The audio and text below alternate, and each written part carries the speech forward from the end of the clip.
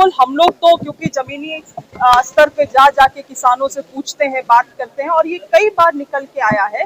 और मैं इस बात को एसएलपीसी पे भी मैंने रखा है कि जो किसान होते हैं वो बैंक टू बैंक जाते हैं और आज के दिन में हमारी ही सरकार ने 50,000 से शुरू किया था, 2 लाख तक हम लोग लोन माफी लेके गए। मगर तब भी देखेंगे एसएलपीसी में डायरेक्शंस आता है, उच्च अधिकारियों से बहुत साफ निर्देश रहता है, मगर तब भी जो छोटे छोटे बैंक्स में जो लोग होते हैं, मैनेजर होते हैं, सब जगह लोग एक बराबर तो नहीं है। हम समझते हैं लोगों के भावना भी एक बराबर सब लोगों के प्रति नहीं होता है, मगर फिर भी हम लोगों का प्रयास है कि किसानों को लोन लेने में कोई भी समस्या नहीं आए।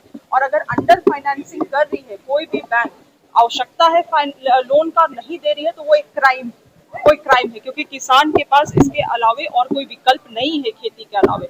दूसरा चीज, अगर आपको 1 लाख रुपया किसान अप्लाई कर रहा है लोन के लिए और आप उसको 50,000 दे रहे हैं, तो 100% एनपीए में बदली होगा, वो कभी चुका ही नहीं पाएगा, क्योंकि आवश्यकता 1 लाख है और आपने उसको शुरुआती में ही 50,000 दिया। तो ये चीजें हैं। मैं लगातार, चाहे एसएलपीसी बैठक हो या इस तरह की नाबार्ड बैठक हो, लगातार इन किसान की जमीनी समस्याओं को मैं पटल में लेकर आती हूँ। मैंने समाधान भी देखा है उन चीजों का, मगर फिर भी जैसे मैंने कहा कि अभी लंबा सफर है और बहुत कुछ करना बाकी है। हम लोगों ने तो जो प्रेडिक्ट किया था शुरुआती में कि सही समय में बारिश होगा, अच्छा बारिश होगा, तो काफी खुश भी थे इस चीज से।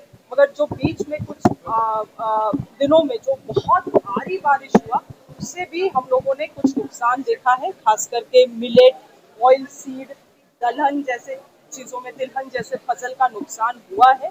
हम लोग एक आकलन करने के लिए भी सभी उपायुक्त को निर्देशित कर रहे हैं कि एक आकलन किया जाए। आवश्यकता पड़ेगी तो मैं एक बैठक बुला के भी इन चीजों का विस्तार पूर्वक आकलन करूंगी।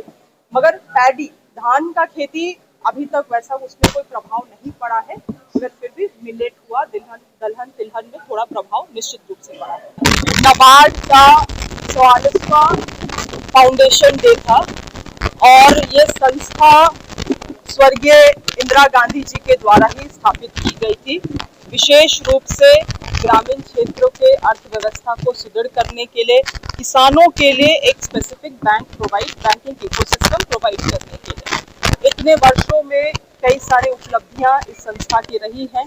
अभी भी बहुत लंबा समय और सफर तय करना बाकी है इस संस्था को, और झारखंड में जो कार्य यहाँ पे किया जा रहा है नाबार्ड के माध्यम से, वो सराहनीय है, मगर बहुत अपेक्षा भी है इस संस्था से।